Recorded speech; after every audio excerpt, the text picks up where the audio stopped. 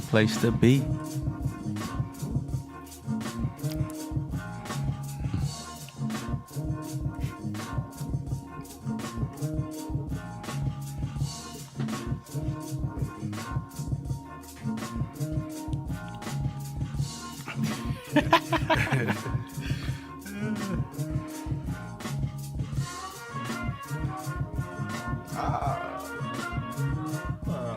Hey, that's that yacht club, baby. Hey, yeah.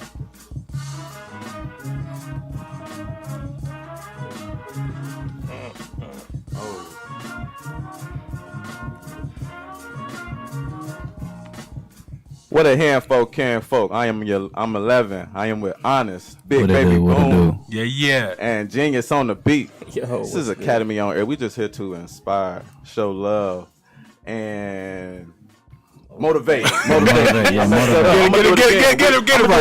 it right. I messed it up. We just here to inspire, motivate, and most importantly, Show love, baby. Yes, no doubt. And we showing love to a very special guest today. Very special guest. Kaleigh Darty is coming to the building. Everybody give it up for Kaleigh Darty. Thank you so much for coming. How you doing? I'm doing well. Thank you for having me. Yeah, that's good, no doubt. Thank you for coming. Indeed. So first thing, let me pull up my notes right quick. All right, cool. Yeah. So look, in the news today, first thing, Miss America, Miss Teen USA, and Miss USA are all black women for the first time in the history of everything. Wow. First time ever, Miss America, Miss Teen USA, and Miss USA are all black women. One is actually from North Carolina. Which one is from North Carolina? Was it Miss USA? Miss USA. yeah. Miss USA is from North Carolina. With that being said, it's the first time this ever happened, so I just thought it would just be the right thing to do for us to, you know what I'm saying, is talk about black women, man. Give them their platform for a little bit. Yes. You know what I'm saying? Just talk about how amazing they are and how black girl magic is in full effect. Yes, you know, so I'm gonna ask my team this question. In my opinion, black women are the most diverse creature on this planet. You know what I'm saying? They come in all different shapes and sizes. What's your favorite thing? We grew up, we was raised by a black woman. You know what I'm saying? So we know them well. What's your favorite thing about the black woman? Mm-hmm. I'm going to give you a second to think about it. You know, I know my favorite. The favorite? Oh, so it was... Well, the first thing that comes to mind when you think black woman? I had a comment and it's two different, I guess it was two different pageants, Miss USA and Miss America. Two different ladies, but they both from North Carolina. Oh, they both from North Carolina. Oh, wow. No doubt. And they both black. Big up NC. Hey, NC. What's up? Show up. Hey, no doubt. And those pageants ain't easy, man. I know my ex was in the pageant. And, and I remember everything she had to do to get into the pageants, man. I was amazed by, I guess, the hustle and the grind that they had to put in, you know what I'm saying, to get on the stage, do their talent. Find the right dress, stay fit, you know what I'm saying? Right. Keep their body right for the swimsuit and everything. And then how to even be able to answer questions and stay up in the news because you didn't know what kind of question they was going to get asked. So, yeah, man. So for black women to be showing out like that, they looking good, articulate, they can answer political questions, you know what I'm saying? And they're athletic, and they have talents, man. That's dope. No doubt, that's dope. So when you think of black women, what you think of? First thing you think of? Oh, man, dominance. That's facts. Elaborate on that a little bit. Like hold on. Are we talking about what we think of black women, or what's our favorite? No, like when we say when you just think black of black woman, what's one of the first things pop in your mind? Okay, go ahead. What's your dominance? Like dominance. It's a certain type of presence that comes with a black woman. Facts. Like when they step in the room, it's like it's a demanding presence, bro. You gotta love it. And they have it's like they're a chameleon, bro. They're able to be themselves, and all cultures can adapt to them, bro. Nah, I don't think that all cultures adapt. I think all cultures love it. Yeah. That's what I'm saying. You know what I'm saying? Like they want it. Like it's a like I see it all the time. Like they can just be that. Whoever snapping their fingers, right, and it can be a white woman, the most educated, be the most educated woman in the world. Brother, I don't care about the race, but Yeah, bro. just like It's like they liberate the entire world. They liberate Yes, society. it's- They yes, make it okay yes, for yes. everybody else to be that's what I'm looking for. Yeah, they liberating, Yeah, man, no doubt. and That's and it's facts. amazing, man. That's facts. That's facts. That's facts. And Honest. Honest, bro, I was trying to think of something real dope and deep to say about black women shoulder blade, but I couldn't. Y'all you caught me off guard, so I'm gonna go with I like my favorite thing about a black woman is their hair. Their hair. Dope, man. dope. Yeah, Elaborate on that, bro. I like it's that. just it's different, man, and it's magical. Okay. It's just I don't know. I think it's beautiful. Just the naturalness in it. Right. Okay. Okay. Beautiful in the naturalness of it. Yeah. I'm with that. Genius. You got something fun? What you got? Best thing about a black woman. The first thing you think of when you think of black woman. Curvaceous. Ooh, yes, sir. Hey, Indeed, bro. that's Indeed. 100% facts. And that them curves often have women of other races chasing those curves. and doing stuff to get them curves. Yeah. You know what I'm saying? Yeah, no doubt. Curves, bro. Many races ain't built like that. True Not indeed. coming out the womb. Just what going you straight say it is, bro. What do you love about him, man? My favorite thing. Let me get this EQ right. All right, there we go. My favorite thing about a black woman is probably the voice. I really love their voice. You know what I'm saying? Like, I don't know. And I think that has a lot to do with their personalities too, in the way they use their voice. And I think just their voice just makes me vibrate. When they talk to me, Right. I get weak. You know what I'm saying? Even when they like yelling, when they arguing, and when they mad, I think it's sexy. It still like pulls me in. And then when they get sad, or when you hear sadness in their voice, I like immediately feel a sense of service, like I need to fix this. It doesn't matter who it is. You know what I'm saying? If it's a black woman and I hear the tone of voice and it's sad, I immediately put myself in the sense like, dang, I should be serving this person. I should be fixing this. Right. So I think the voice is what pulls me. I think everything that y'all said was really dope though, because all of that together does make It's just something about him. it's just something about them, bro. Yeah, no doubt. But it's usually that voice for me, because I like old hood chick a little bit who gonna talk her shit. You know what I'm saying? That like pull me. I'm like, oh, that's sexy. I don't know. And in the country, you a little bit country. You get a chick a little bit country, man. I think black women really have the power to like speak life into like the nation. And even, you know what I'm saying? I think, like, even like Angela Rye, shout out to Angela Rye, I think what she does is just with using her voice on a political stance is dope, because it just shows the power that a black woman can truly have. And like, even like Oprah and Beyonce, when Beyonce say something, like, shit happens, you know what I'm saying? Like, people move, you know what I'm saying? So, response. yeah, no doubt. So, So check this out. What about Kaleigh? Yeah, Kaleigh, what's your favorite thing about y'all? So I think my favorite thing would definitely have to be that black women can like simultaneously be super, super strong, but also super, super sweet. But it's so interesting to hear y'all talk like this, because this year was the first year that I really learned that, like, do any of y'all know what the leading cause of death for black women is between the ages of 13 and 35? no. It's intimate partner violence. So it's, and we know that statistically black women are least likely to date outside of their race. So it means that black women are dying at the hands of black men. So it's super, super interesting to be able to hear y'all, and important to see people celebrate that, because that's an issue that's facing our community that I think most people don't even know. Is it? Because I had no idea. I'm like, I'm super woke, and I had no idea this was a thing. I ain't had no idea either. None. Yeah. Hey man, black men, we gotta check out. That's some facts, yo. Like, because the world ain't gonna treat black women no better until we do. Right. Right. To keep it a buck, because I mean, we supposed to be their protectors. You know what I'm saying? We supposed to be the providers. We're tasked with the very important responsibility with black women, because they do have so much power, and like she said, they are so strong and so sweet, so they are taken advantage of and exploited a lot. Yes. And I think that happens because we've allowed it, and we've even co-signed it a lot of Absolutely. times as black men. And that's just even that statistic is mind-boggling. But you can see it in our music, bro. You know what I'm saying? You can see it in everything. You know what I'm saying? Like if anybody giving them a hard time, we giving them a hard time. Is it because they're weird? I wonder, is it because the black man is becoming intimidated by their dominance, or like, I'm like, what's the struggle? I feel like some of it comes from the fact that like society is so hard on the black man, and so like you take out what hurts you on the people that love you the most. And so we teach black women and women in generally, but especially black women, that they have to be resilient. They have to be a ride or die. They got to be, but that ride or die mentality will literally get you killed. So it's just interesting to like, we have as a culture just kind of been like, yeah, however down she is, that measures her worth. But that same measurement take it out can cost you your life.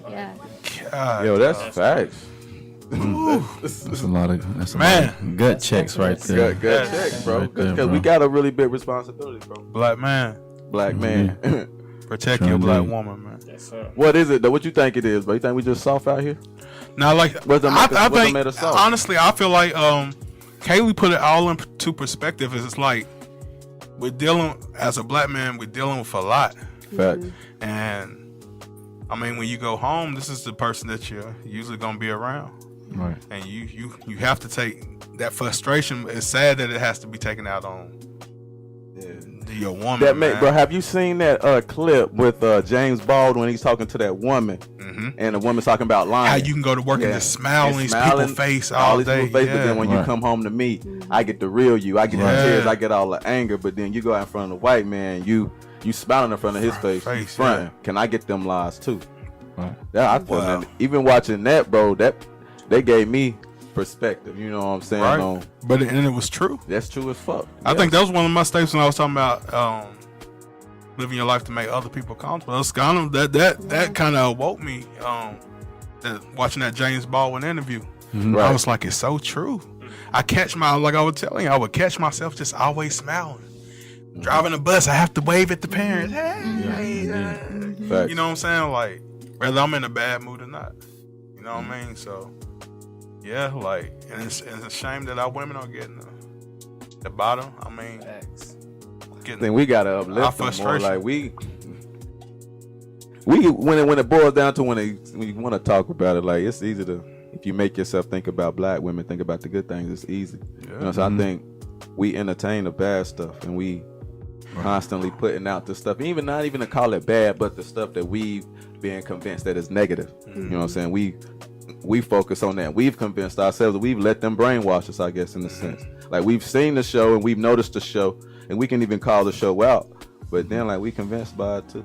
You know what I'm saying? Like we know sex is glorified, but then we still judge by it. Right. When we know we're getting fed it more than we getting fed anything else. Right. You know what I'm saying? So just like that, just being a little more conscious, man. That's God dang, Kaleigh. Kaleigh gave us some I love it though.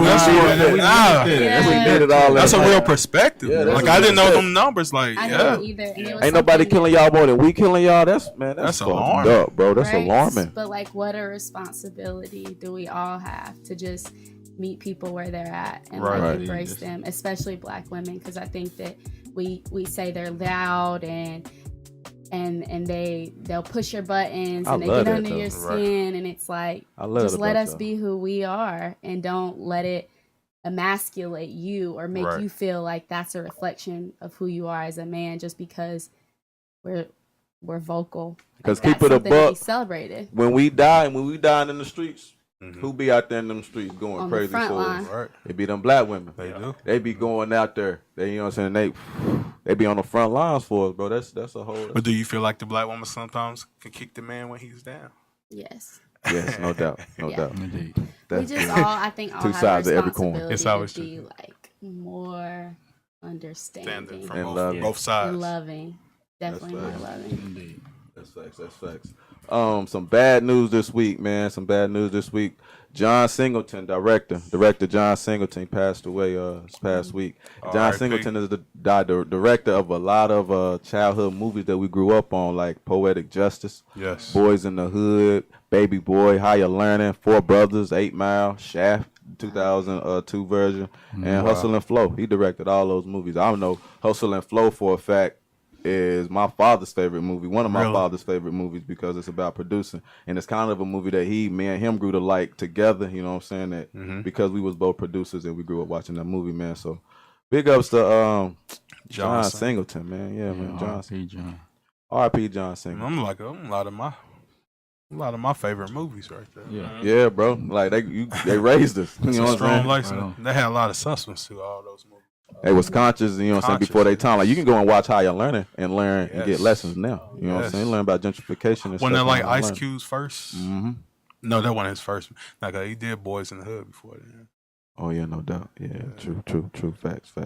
All them Four Brothers, 8 Mile. He made Four Brothers? Director. Wow. Yeah, bro. Yeah, no doubt. So that's facts, man.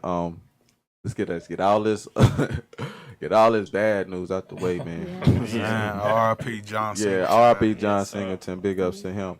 But something happened in the city, bro. What happened in the city the other day, bro? Last night. Last night. Said our youth, man. The youth. I'm gonna let you speak on that, bro. Go ahead, bro. I think they had a party for the youth last night downtown Statesville. And there was word that they were shooting inside the party. And I think a lot of middle schoolers. Was there any high schoolers? Or I'm pretty sure it was high school. I think it was like middle school and high school. 18 and under. 18 and under. Okay. Now, from what I heard, when people close to us said when he pulled up to pick up his son, it was like over 18 cops. 18 cops downtown Statesville. Downtown Statesville. Already down there. Already there. Over shooting. Now, I heard that it spread all the way down to Brevard Street. What was it? Do you know, like it was a commotion or something? Have or no a fight idea. or something? Yeah, I seen some fights on Snapchat. Oh, for real? So it was a fight. Yeah, so Come on, man, do better, man. We trying to. But it's always. I mean, it's always been this in Statesville, though. This is not like it's not surprising anymore. Like this is like normal in Statesville. We know usually when it's a party in Statesville, it's probably gonna get out of hand. It's by a the damn end of it. shame you have to leave the drama at home in your promotion. Yeah. You know what I'm saying? Like you feel like we feel a need to leave the drama at home before we even promote our damn party. That's a damn shame. And it's always been this way. This is not new. This has been years and years of this. Anytime that we've had a venue to do parties or to celebrate, right? It always ends up Like the hut. Yeah. The HUD. it was so crazy. Exactly. This was supposed to be like a 9-year-old's party, bro. Oof. What? Yes. So now you got another lady, a business owner, who's renting a spot downtown. Wow. Now this violence has occurred at her location. Now, Jeopardize her I'm pretty business. sure Jeopardizing she her can't be business. in that location anymore. Right. Mm. Don't be Crazy. thinking, being considerate, man. Folk don't care Like, about I other mean, folk. Is it? I mean, like I don't know. We always talk about wanting to change this, but like, do you think we can change it? Like, what can be done to make these situations better, man? I don't think nothing can be done, bro. I don't think we can change it. I think it's the order of things. I think it's the way it happens. I just think that's the way of life. Like, I do think it's systemic, and it's a process. Like we're coming out of it. Mm-hmm. More and more Black people are waking up, and more of us in the community are waking up, and we're becoming a little more conscious, and we're becoming a little more communal. But I think every generation wants the revolution to happen in their generation. Yeah. Right. But we have to accept the fact that it might not happen. Right. We might not see it in our generation. So all we need to do, all we can do is be okay plant with seeds. burying our own, bro. We need to be okay with burying ourselves with our generation, so that the next generation can prosper and promise from it. Right. Because we have people bury theirs for us. Right. You know what I'm saying? I feel like we hold on to life so much, and we hold on to the generation, but we just got to keep pressing, because we are growing, and there's like Kaleigh is an example. Like we got people going to law school, we got people going to med school. Shit, You know what I'm example. saying? Right. So we got people like doing it. We need to focus more so on them than focus on the people who falling by the wayside, because people are gonna fall by the wayside. It's a part of it. You know what I'm saying? Like it's always a part of it. So that's That's how I feel. Right. Just let the chips fall where they may. Right. Just let the And chips. just make sure that you be a light to Yeah, your bro. people. Yeah. At the end of the day, like, you can't change everything, man. You can try to impact what you close to Right. in proximity, and that's about it. You know what I'm saying? You try That's true. to, as much as you can, impact the stuff that you close to as much as you can. But I think if people felt like they have more hope Right. to be successful in the future, like Mm-hmm. they felt like they had something to lose, Right. then maybe that could like cut down on some of the violence. Mm-hmm. But we like teach people that like how much heart they have Mm-hmm. comes from like their ability to like be tough Right. instead of their ability to like be vulnerable, because Right. like that vulnerability is what really gives you heart, right? Right. It's not Right. just like Your somebody liberation. looking at you, and being like, all right, like we gotta fight now. Yeah. result to Real, the we fist. got it backwards. Yeah. That's why I be talking about balance. That's why I'm like really big on Balance. because I feel like we're raised in the extreme. Like each gender is Mm-hmm. raised to be as manly Yes. or as feminine as you can Yes. possibly be. So when you Yes. become older and you become a conscious being, Right. you should work towards the middle. Like a man should be trying to come more feminine because, bro, you 21, 25 years old, you should know how to be a man. You should Right, be on right. your manly shit, but you Right. don't know the feminine side. And then when you get approached with the feminine and you have to address it, you try to go to the manly shit and then you end up doing something irrational, or Right. something crazy because you have no grasp on your emotions. Right. You know. And I feel like women are the same way. They're raised to be soft and feminine. So when they become conscious, they should work towards the middle and work to be a little more tougher and work to be a little more logical. Then they will understand, I guess, patriarchy more. And they would know how to benefit from patriarchy more Right. because patriarchy is logical. I Right. guess. So Right. a lot of times they can't understand and get ahead in business because they don't think from the logical mind. Right. And they're not tough. I guess they understand the patriarchy. But if you work to the right, you try to become more logical because you're being raised the opposite. And I think we've been raised in extremes completely. So your entire life, once you become conscious, you start questioning everything. Right. And you start challenging like everything you've been told. Like, well, wait a minute. Let me think about this. So you start getting in touch with yourself. Yeah, you gotta get in touch with the feminine side. You gotta get in touch with all that, man. You know, it's scary for some of us, man. Scary, especially us men, man, to get in touch with your feminine side and stuff. Yeah, then we'll never understand that. Huh? Yeah, not fully. Said the feminine. Probably not fully.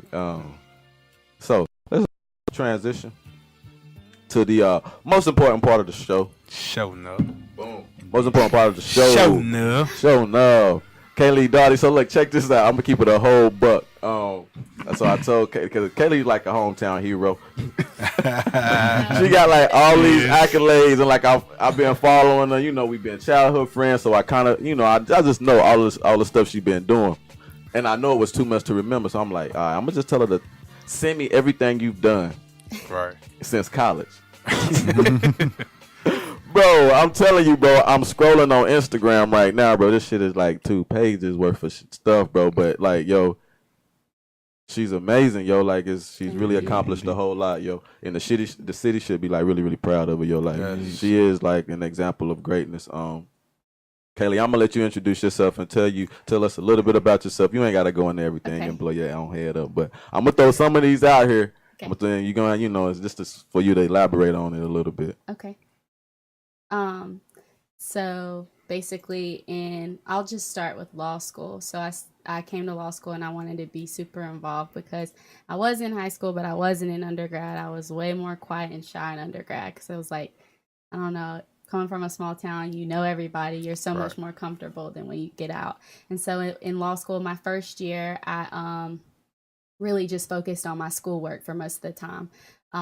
But my second year, I served on the Black Law Student Association, and I was the chair of academics on the executive board, and then I also was on the First Amendment Law Review, which is a journal. So I did all about First Amendment rights, free speech, all that stuff. So I studied a lot of the Black Lives Matter protests and kind of blogged about those.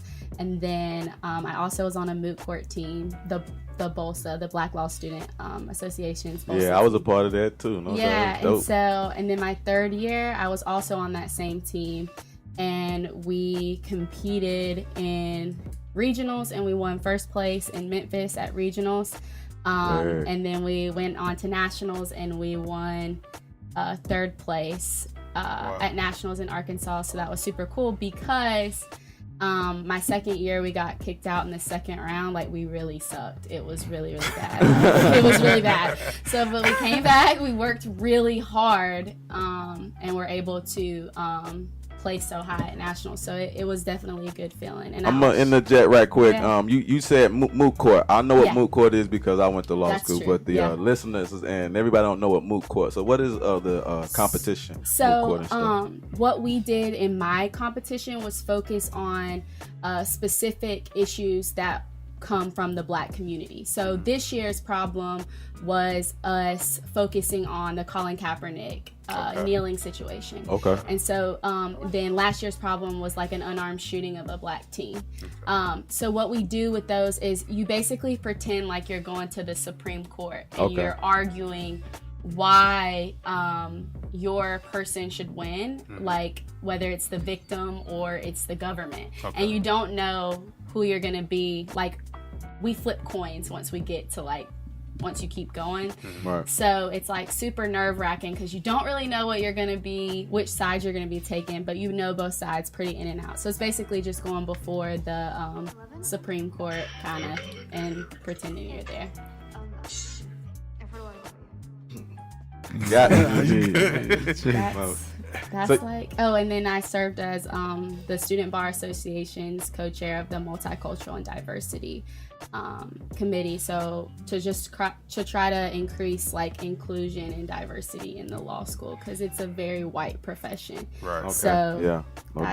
that's So like with the Colin Kaepernick, like what were y'all arguing? So What we was the basically debate? argued whether like the NFL being a private business, whether its employees have First Amendment rights, the right to free speech, because that's normally a protection that you have from the government, from the Right. state, not like these private business owners. So we kind of looked at like the stadiums in which people play their games at are often ran by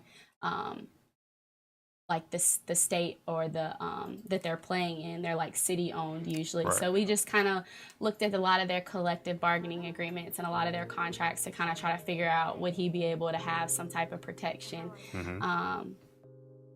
Yeah. What'd y'all come up with? I mean, I know it was just a moot So, trial, but like if Little you research. have like certain games where it like might be like a military appreciation game and the kneeling takes place there and there's like a fine, there might be some like entanglement between the government and the private business so much that they could possibly have some type of remedy. But more often than not, the answer is going to be no. They don't have the right to free speech. Because it's definitely going to be something that the NFL as a whole has to really band together and like revamp their collective bargaining agreement but that could cause a lockout. People don't want to lose their money, but in order for things to change, it's going to have to be a wide number of people saying like, we're not going to play until you Right.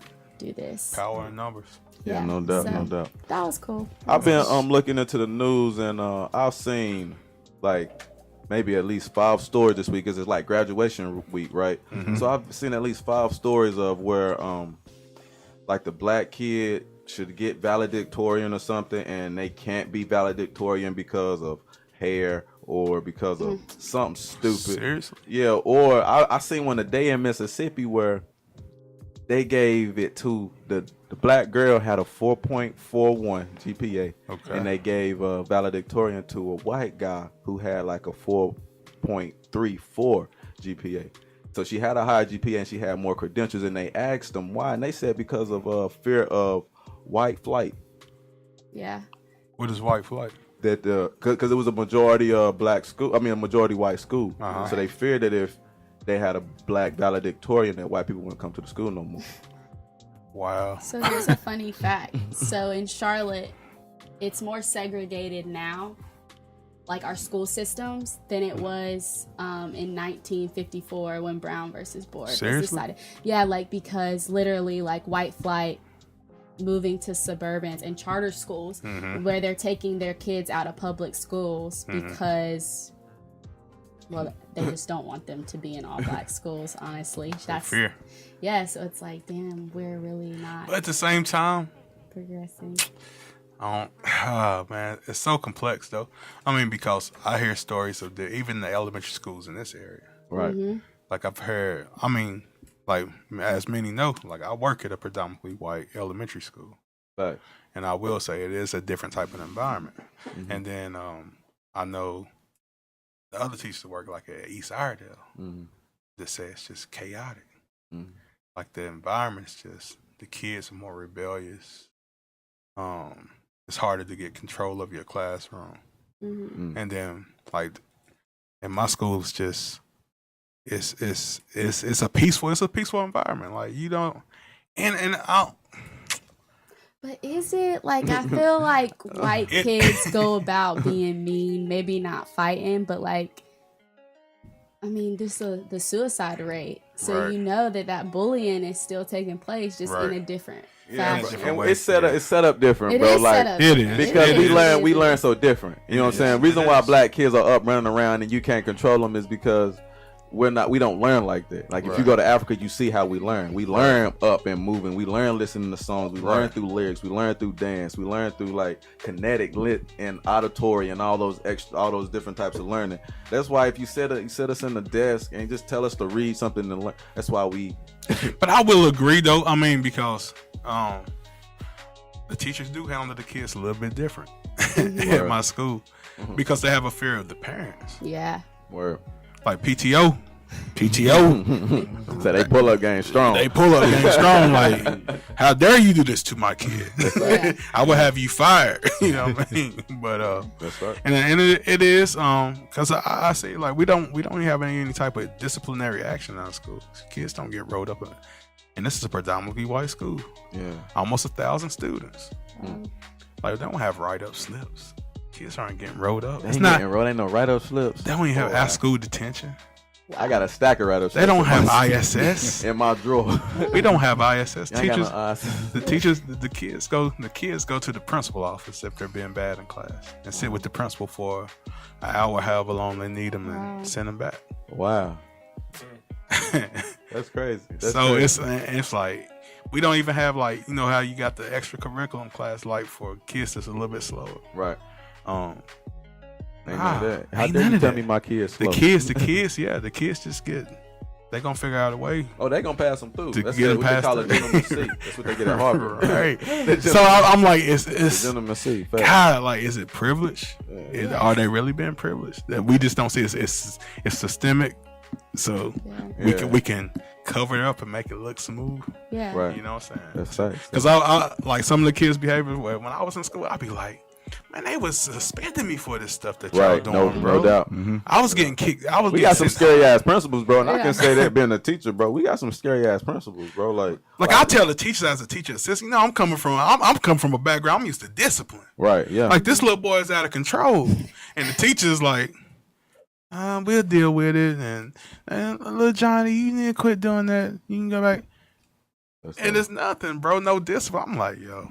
But those write-ups, like, it's criminalizing, like, black and brown children's behavior, and it leaves a record that goes on their school record. And so, like, jail before jail. Yeah, like, pipeline. Pipeline to jail. Yes, Dang, that's facts. Kick it back. Kaleigh, I went to law school, and I don't know if it was because I was militant. I did become militant really, really quick, so I think I was kind of, maybe I was looking for it. I was, you find what you look for. But, since on the topic, I mean, you went into law school, and you done a lot.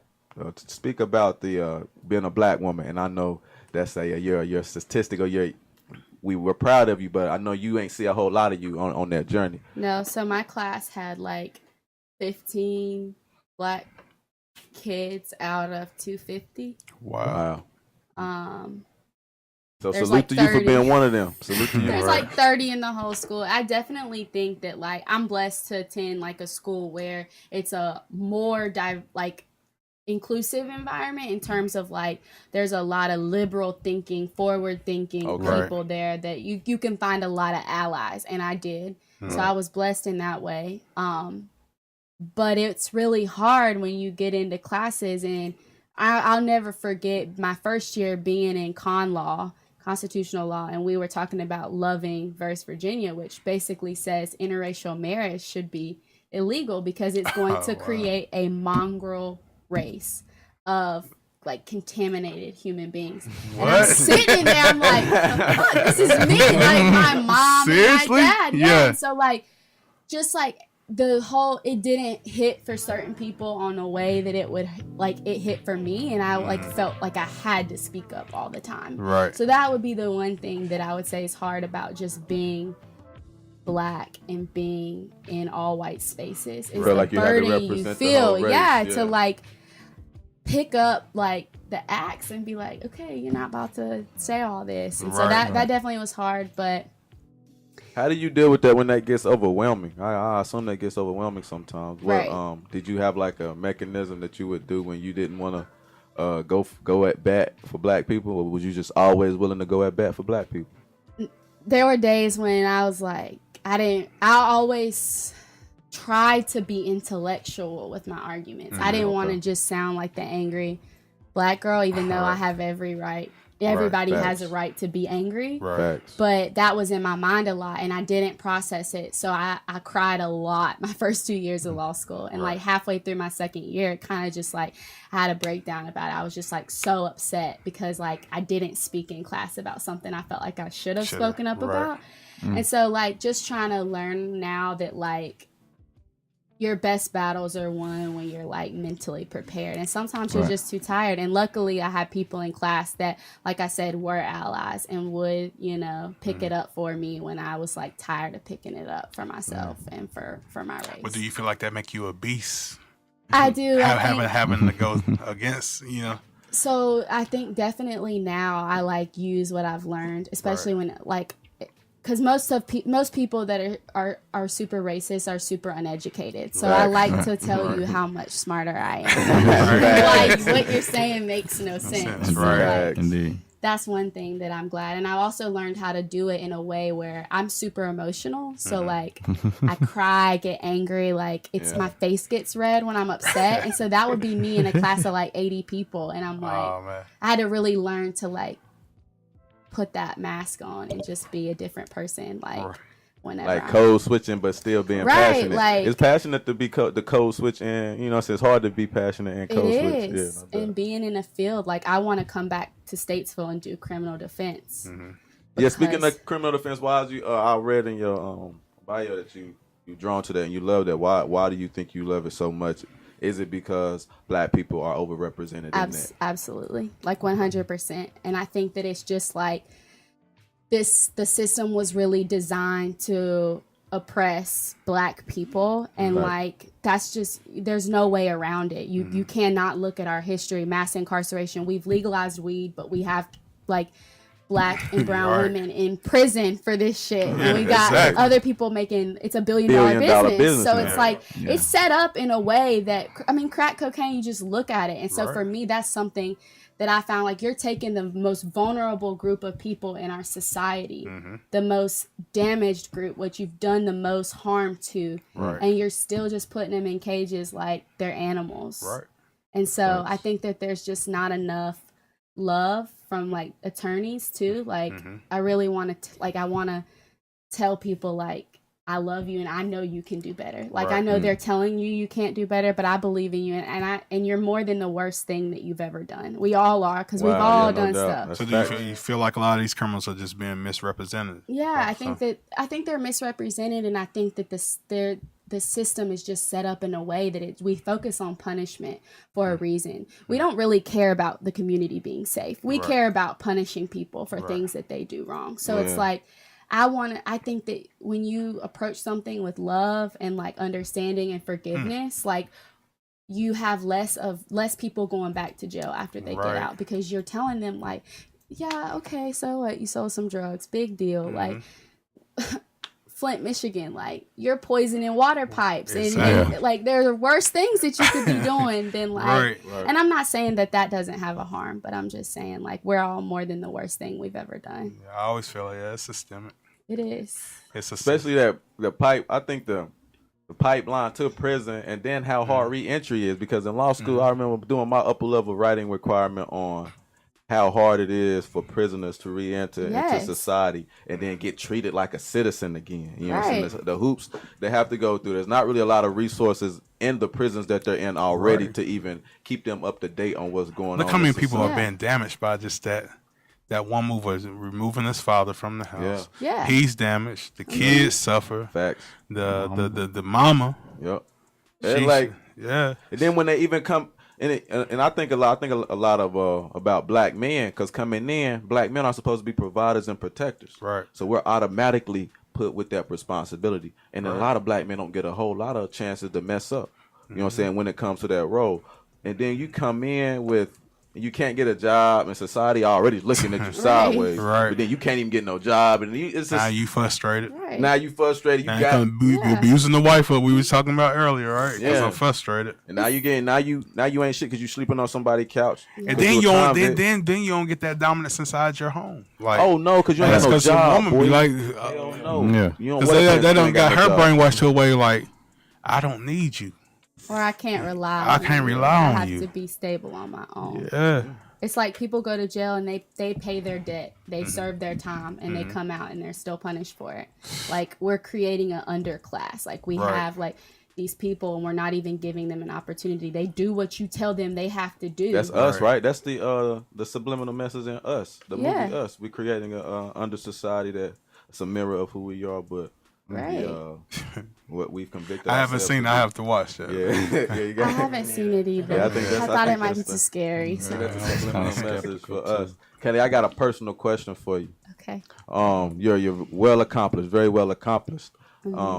As a black woman, being so accomplished, do you find it harder in the dating arena to find dates that measure up to you? I don't think it's finding someone who will measure up to me, because I don't measure somebody's worth by like how much money they make or their like their credentials. But I think it's hard to find someone that's confident enough to be with a strong woman who's going to be successful. So if anything, I think it's more so that, or I'm very vocal too, and like I think that can be maybe sometimes intimidating for people. And I'm at the point in my life where like I just want to be embraced fully for who I am. I don't want to have to shrink myself for anyone or feel like I have to, like I'm too much. Right. So I think it's hard just finding somebody who is confident in whatever they're doing, that they're really proud. I think a lot of people aren't proud of what they're doing. Right. And So they try to like leech off. That's true though. people's I can energy. understand that. That's though. Yeah. That's facts, bro. like, I don't care what you would- do, that just would be be glad you're intimidating, doing it.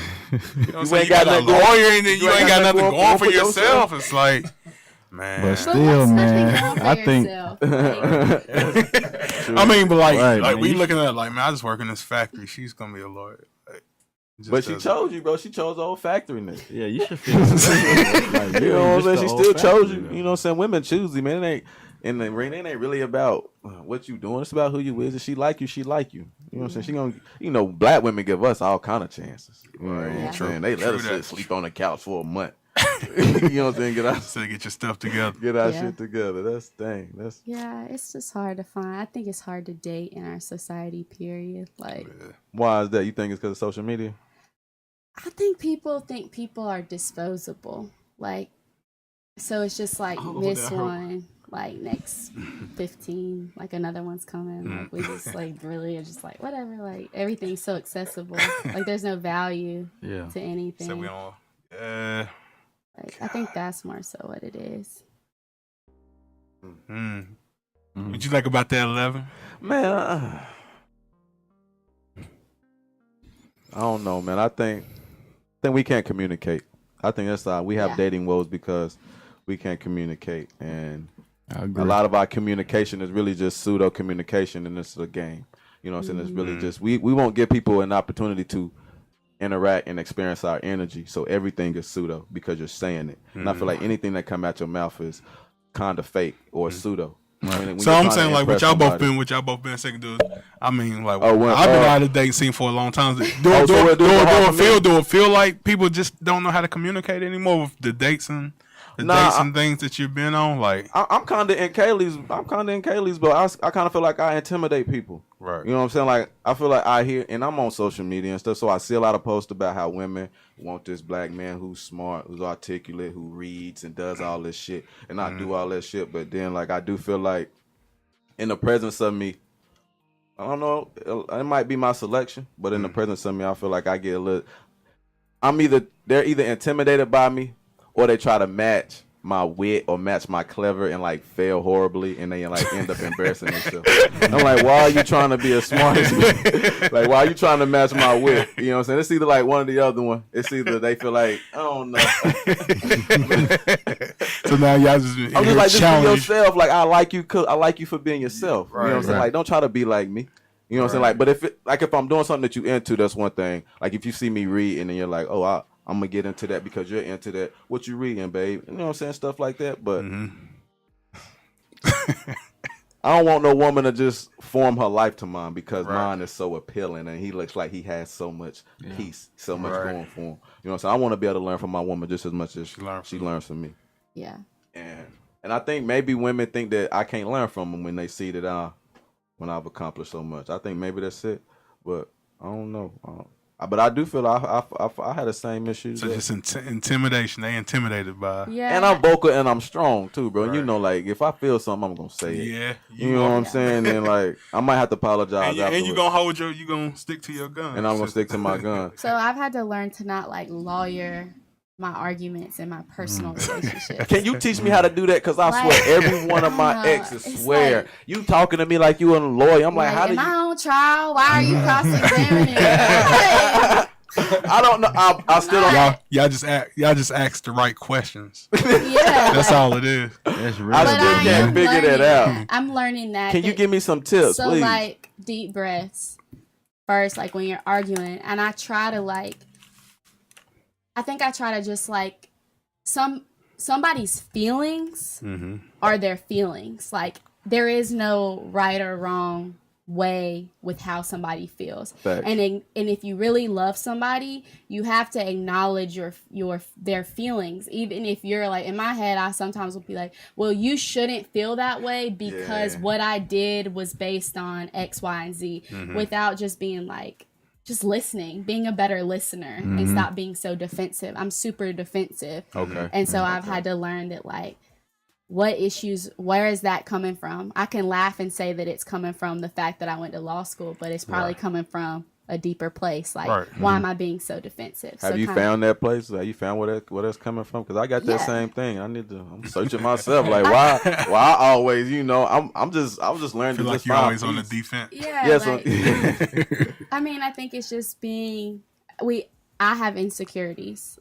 Facts. We all do. We all do. All do. But learning to recognize where mine come from so I can actually be a healthy partner for somebody. Because my scars that I've gotten from all my relationships that I've ever been with are not somebody else's like baggage that they should have to pick up and carry. So kind of learning to recognize like, what is it about myself that like I may be being so defensive about, and how can I work better to resolve that so that I'm not being so combative with someone I'm trying to love and build with.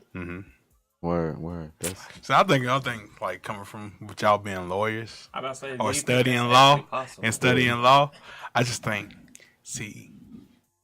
being master debaters, that's what I call them. They're master debaters, so you know how to ask a question that makes it hard for you to swindle your way out of. And I'm so that becomes frustrating. Examination and cross-examination. All you can do is ask questions, and you have to get a story told through asking questions. And that's what a trial is. Because like in relationships, a lot of times when you debating, they end up trying to go all the way back here and bring this to today. Wait. But no, this is not what we were talking about. Right? You know what I'm saying? What I asked you. Yeah, that's not what she was. And so now you got them in this box, and relationships aren't logical. Right. Yeah. And once you put them in that box, now they can't maneuver their way out of it. Now it becomes frustrating to them. Now they be like, you just think you're smarter than me, or they don't know. It's crazy when you use logic in a relationship. It's almost like a weapon. Yeah. You know what I'm saying? Because even women, like if a man is too logical, it's like a weapon, and she'll return that with weaponizing her emotions because she's like, he's too logical. He's making too much sense. So let me cry. If I cry, I'll weaponize my tears, and now I can fight back with his logic. Because now I'm gonna confuse him. Because he's gonna be like, man, why you crying? What I say? It was like completely logical to him. But now he's like, why you crying? They know, you know what I'm saying? So that's facts. Tears. That's why I think. But you the type to stick to your gun, so you gonna be like, I'm trying to find that balance. I don't care about them tears, and then you start feeling bad and question yourself. I'm trying to. My last relationship, bro. I remember hearing that a lot. Why you talking to me like a lawyer, or like put me on trial, and I never really understood it. But like Kaleigh said, it really is that when you arguing, you want to be right. So you try to find the route, or you try to use whatever you can use to prove that you're right. And when you do that, you neglect feelings, like Kaleigh said. And so we're not arguing for understanding; we arguing to be right. Right. Yeah. And at the end of even if you go in there wanting to be right, you shouldn't even go into the argument. You know what I'm saying? That's why I've been trying to make it a conscious effort for me to say, I'm not looking to agree or disagree with you. I'm just looking for perspective so that I can learn. You know what I'm saying? That's been my new thing, and that's been my new comment. Anytime I get into something where I realize I think differently than the person I'm talking to, I want to let you know right now, I'm not looking to agree or disagree. So you feel free to say whatever you want to say, because my aim ain't that. My aim is just to learn. So I think I'm learning that now, that we be wanting to be right. You know what I'm saying? But when it's your partner, it don't matter, man. It matters about happiness at the end of the day. Because happiness is what's right. It's the only right. Because if you can be right, and if you right and she wrong, y'all not happy. That's just wisdom, bro. Right. You know, only way y'all happy is if. So we argue to come to some type of compromise that we learn from each other, man. And like understanding. I think that's the bottom line, is to let people be free in their vulnerability. Right. You know what I'm saying? You listen to them so that they have an outlet to be free in their vulnerability. They have a safe place to be free in their vulnerability, so they can become more themselves. They'll share more with you because you took care of so much of their vulnerability. Right. You know what I'm saying? And because of that, it's just like a trade-off. I'm going to be vulnerable with you. You're going to learn more of me. And because we learn more of each other, we become more and more comfortable with each other. We become more and more devoted to each other. Right. That's just how it is. We just get comfortable with, this is the person I'm going to share my vulnerabilities with. This is the person I know is going to share their vulnerabilities with me. We're safe in it. Yeah. And that's how we're going to rock. We're going to consider each other. And I think when that's the basis of it, every argument is a vulnerability. Right. You know, and when you know every argument is a vulnerability, you will go into it differently. You're like, okay, she's vulnerable. It might be coming out mad. It might be coming out like cuss words. It might be coming out yelling. It might be coming. That requires you to listen, though. True. I feel like that's one thing. I think that comes with maturity, though. That's one of my things too. I wasn't always the best listener. I was the type, when we argue, I'm focusing on my tactic. And like, why wouldn't you listen to respond? I'm trying to shape up my game to counteract what you're talking about. But now I just learn how to listen. And learning to listen, it helps me. I learned that I miss a lot. Even I go back and listen to my interview sometimes. And so I'm trying to shape up my mind right now. I've never been a great listener. Got you. Because I always found myself always trying to finish a person's sentences. I'm that type of person. It's like I'm already trying to predict what you're gonna say. And but now, like I say, like for arguments and everything, it's about just listening, bro. And my spiritual journey has been in like ancient Eastern religion right now, with the like samurais, and that's what they were a lot about, being at peace and being still and not saying too much and just listening and getting it, being intuitive with your environment and understanding the energies and not having to engage. So, yeah, no doubt. All right, man. The lawyers, y'all intimidating. Hey, man, don't be intimidated, man. Don't be intimidated. They are master debaters, so be careful. Be careful what you get yourself into. Come correct. Do you feel like you ever met your match as far as in the argument, and keep it a book? Like personally or professionally? Personally. No. Good. Hold on now, because I remember some debates back in high school between me and you that I swear I won. So like, personally, like, okay, let me just think about this. Like, good gracious. I think maybe who I am now, I'm not I don't know. I don't think so. Like, but I think that it's like when I am discussing something with somebody, I try to go about it now in a way that's not like sometimes I'll debate with people just to make them feel like they're wrong. And so that is dang, Kaleigh, that's cold. Good at it. That's fucked up because you good at it. Like you just can't be flexing your powers like that. No, it's just like sometimes I want to push people and see like how far are you willing God, to you sound go? like me. Yo. That is me, What bro. you believe in, and but Right. like, I don't know. I think that law school literally teaches you how to make other people feel wrong, Right. and like That's how facts. to make yourself I don't and want to whatever make you you're feel saying wrong, though. is right. And so I don't know. I feel like I've gotten really. I do like to pretty good pick at apart it. people's brains, so just to Yeah, see that's where a they gut at. check for though. me too, man. That's facts. That's a good because I went from being a lawyer to being a damn teacher. You know what I'm saying? So I gotta present. and I'm teaching 6th grade, so I gotta present information a completely different way now. Right. You know, and I find myself getting into starting.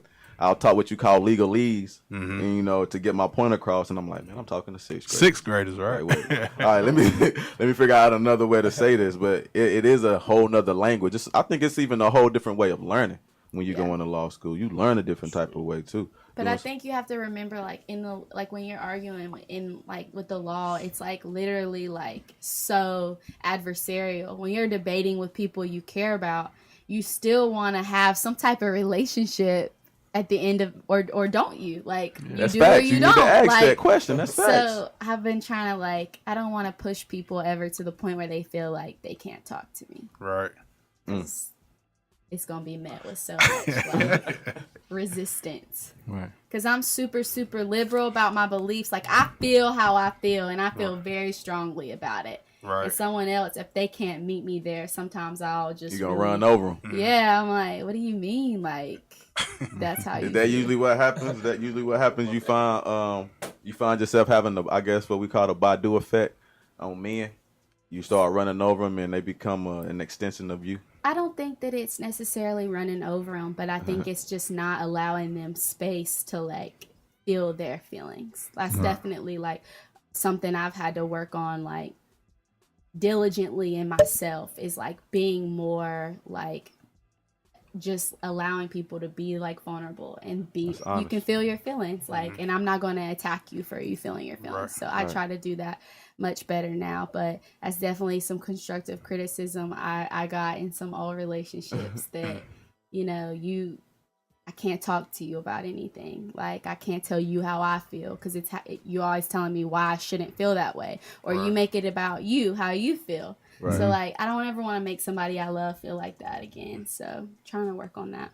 But that seems like that would still be like kind of hard because even if you don't speak on about your true feelings, and it really makes me uncomfortable. I really don't like how you feel or what you believe, and I just shut my mouth. Like, is that still like, is that kind of like fake love, or would that become frustrating? Will it boil over eventually to where you become frustrated about it? I think you gotta find balance. I mean, because everything you feel ain't gotta be said. You know what I'm saying? Everything you passionate about ain't gotta be said. So but I think you find balance. Like I found that I know I can win this argument, but it ain't gonna do no good winning this argument. Right. Like I know what I'm gonna say. I know what the question to ask. I know what it's gonna make her think when I ask that question, and I know it will make her realize that I was right. Right. You know what I'm saying? But then I have to think about it. Okay, after me being right, then what? You know, like, is it worth it? So maybe I should just be okay with being right. I know I'm right. Why she gotta know I'm right? Right. I need to be. I need to be so okay with being right that she ain't gotta know I'm right, and she can walk around the house thinking she right. She happy. Hell, I know I'm right, so I'm happy. You know what I'm saying? So shit, it's all good. Like, okay, I think that's a lesson I had to. The dish I had to eat cold too. You know, because a lot of times, like you said, bro, I go into an argument planning. I'm already planning. Right. Like, shit, I'm already on edge. Like, I'm a good arguer, so I know I'm gonna have my ducks in a row. I know what's about to happen. Right. And then when you do that, bro, when you start strategizing, you like ignore feelings completely, bro. Right. You know what I'm saying? When you get logical, you ignore I agree. why y'all having the argument in the first place, and that's because y'all feel differently. Right. Not because there's like a different factual basis, but then if you think about it, when you go into arguments, all you talk about is what you think are the facts and what she thinks are the facts. But the reason y'all arguing is because of y'all feelings, Right. You know. But you know what I always learned? Well, women always had a way they have you if you're not sharp. They have you all confused and messed up in the argument, boy. They take you to they take you to a whole different land. Like, how the hell did we end up over here? Right, bro. What the fuck? Like, hold on. That's why you have to be sharp. You gotta constantly be like, well, no, that ain't what the argument was about. That ain't what we was talking So about. listeners, if y'all listening, when you go into an argument, I always remember where it started from. And keep that in mind. And that will save you a lot of time and a lot of peace, man. What started the argument? No doubt. Always keep that as your focal point. I know where we started from. Right. So when it started going way over here, I'm gonna bring real us back here, right? back to the meat and potatoes of everything. A lot of fellas, that's one of the women's. That's one of their tactics. So I'm just giving y'all some free game. Kaleigh, this is a community question. So when you graduate, you actually graduate here soon, right? This coming Saturday. Hey, it's lit. Yeah. All right, so after graduation, what are your plans? What you gonna do after graduation? So my plans are to come back here and work with my dad. Hey, salute to that. That's why I was asking that question, because I wanted you to say that on air. I wanted to hear you say that you was gonna come back to Statesville and provide this community that you grew up with and grew up in, your services. I think that's really dope, and I salute you for that, man. I honor you for that, for real. Thank you. Dope. So continue. Go ahead.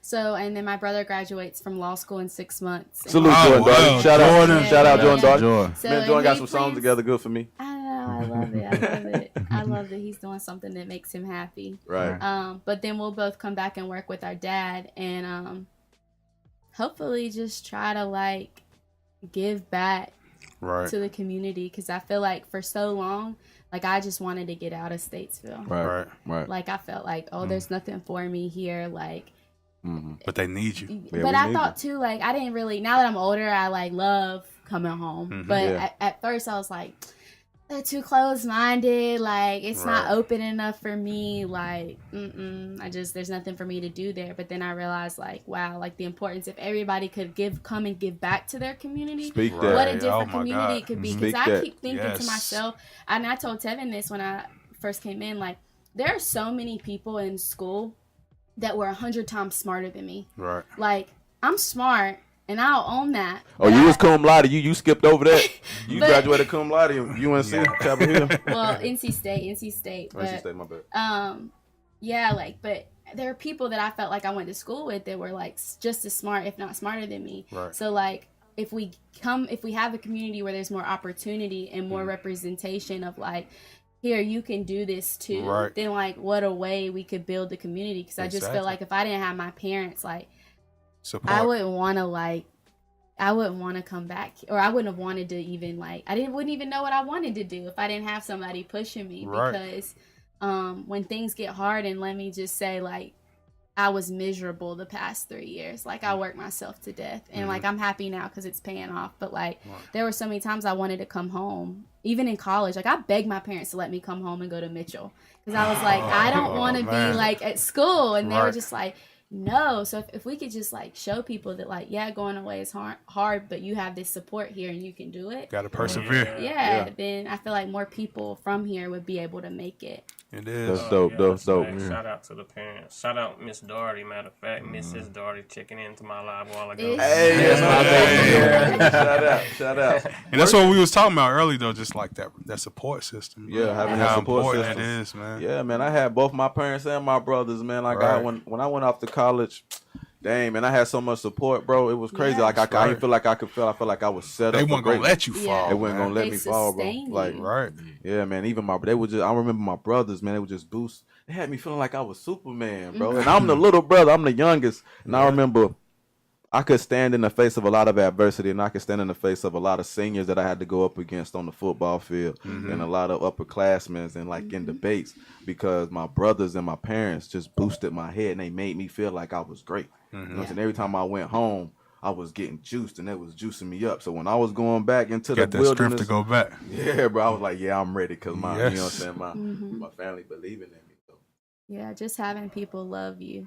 Even like when my mom is always like, post this on Facebook, tell people what you're doing, and I'm like, no, I feel like it feels like I'm bragging, and I don't want to be like that. My mom's like, no, like people are proud of you. Like I they're tell you, happy the for hometown you. hero. We proud out here. I am. Had to get you on the show.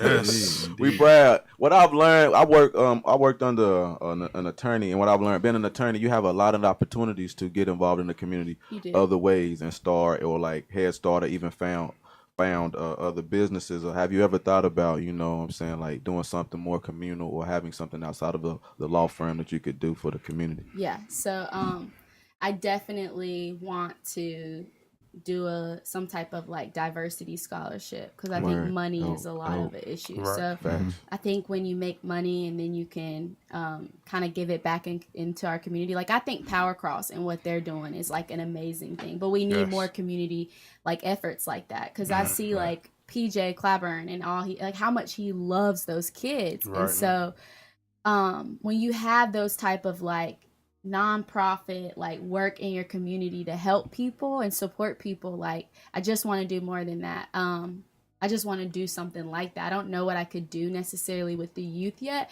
I haven't figured that out, but I want to do something with young children who are really just struggling to see that, like, if you can just high school, middle school, all that is so hard. Right. And like everything gets so much better once you get older. Like the things you think are going to break you really just build you. And so I just want to show people that like you really can be whatever you want to be. Like if you just have the right people loving you through that. So I don't know quite. I used to always want to say that I said I always wanted to build a homeless shelter, but I love Fifth Street. Like I think we have that here. Yeah, like, no doubt. I love what they do there. So I don't know, like some type of community center where kids like have somewhere to go. Right. That'll be dope. To keep them out of trouble. That's what we be talking about. I always talking about that. Especially something for the kids. Yeah, something for the kids, no doubt, no doubt. Just some way to shape them, man. Like even I'm talking like boxing programs, or just different avenues, music programs. Yeah, we used to have dancing, even art dancing, classes ballerina, downtown. We used to have karate too in states with them. Is it still they karate? still got karate. Okay. We used to have art classes. Yeah.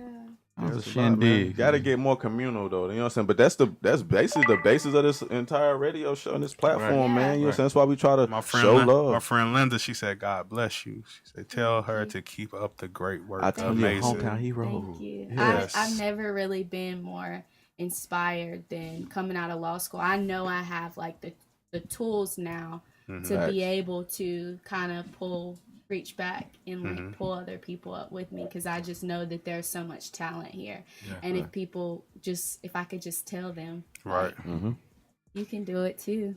Now you got that platform to do that. But you know what, man? I was a troubled kid growing up, bro.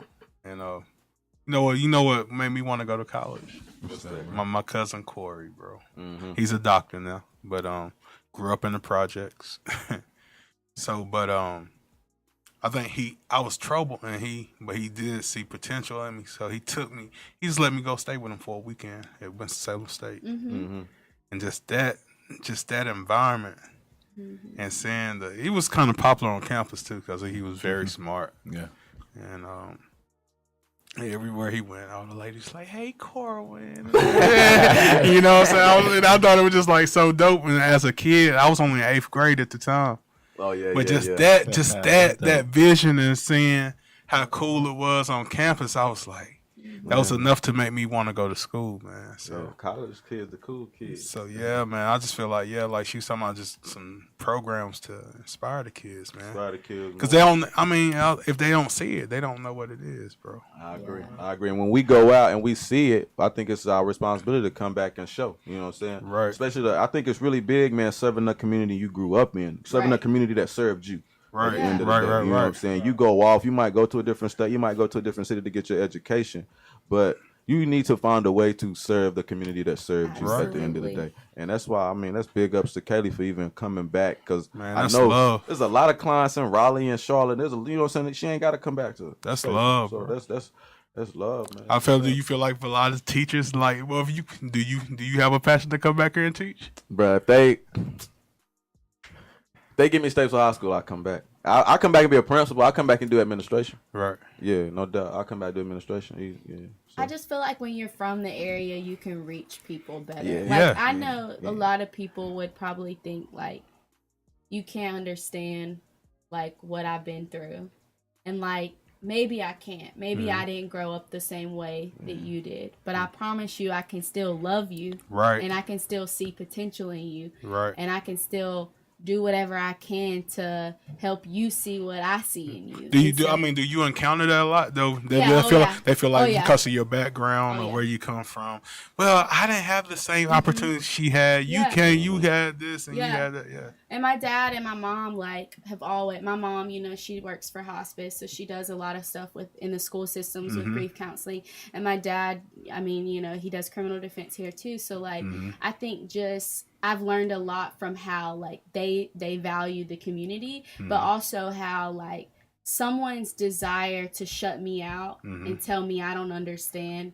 I don't know exactly what you've been through because yes, I was raised differently, but you can always find compassion and you can always still be understanding. And so my dad has kind of really been the one to teach me that don't let the opportunities that you were born with, don't let people use them against you because they'll try to make you bitter for it. And it'll make you bitter and you'll be like, well, I don't have nothing. If I don't have nothing in common with you, then, you can't tell whatever. me anything. Yeah. So it's just my dad has been really big on I worked really hard to give you the life that you have. My mom too, and use that to be better and to love people and to don't use that to try to be a snob about it. Be able to humble yourself because compassion. So that spirit of service in that community, you put that in, got that from your parents early in. So and they love states. Jordan too. At first I didn't understand because I would be like, what is it like? But now that I'm older, I'm like, it's home. It's so nice to go familiar places. It's I a love city coming with a home lot of every potential, weekend man. for the show, man. Yeah. It's a lot of potential in Statesville, bro. Yeah, bro. I love It's it. a lot of grace that came through Statesville. A lot. And we just some of them, didn't transpire the way that we wanted to, but I think it's all a process, man. We like the city buzzing right now. It you know what I'm saying? I feel like the city buzzing. I know some bad things happen, but if we focus on the good things that do happen, because the city is buzzing, we got some good things going, and we just need to keep it going. Right. You know what I'm saying? At the end of the day, and we're gonna have more voices. We're gonna have more people like Kaleigh to come back and serve the community and give us even more opportunities. We just got to make sure that when they do, we give them their respect, we give them their honor. You know what I'm saying? And we support them. Right. Don't have nobody go and don't have nobody go spend $200,000 to get a law degree. Right. Come back and then you asking them I guess to represent you for free. Right. Don't expect them to go and drop $200,000 on the education and then you ain't got to pay nothing to benefit from it. Right. You know what I'm saying? That's what us not supporting ourselves or us not supporting each other is what makes people feel like they need to get out the city. Yeah. Because everybody has to make money. Right. Yeah. I'm about to say future criminals. Future criminals. I'm about to give you some advertising. Hey, pull up. This is your lawyer, Miss Kaleigh Darty. She has your best interest. Y'all just heard that. Y'all just heard that passion, that love, that community, that service in her voice, man. That's yes. You're gonna book anybody for real. You know who you are. You like living that life. Get her card, bro. You keep it in your wallet. Don't front, man. Yeah. Dope show, man. Dope show. But nah, you're just trying to feed the kids, most of them, bro. Yeah, some of them, man. Some of them. Some of them doing it for clout. Some of them, you know what I'm saying? There's a lot of reasons. If you're clout chasing and you want that shine, and you're living a illegal life, hey, this is your lawyer. I got you.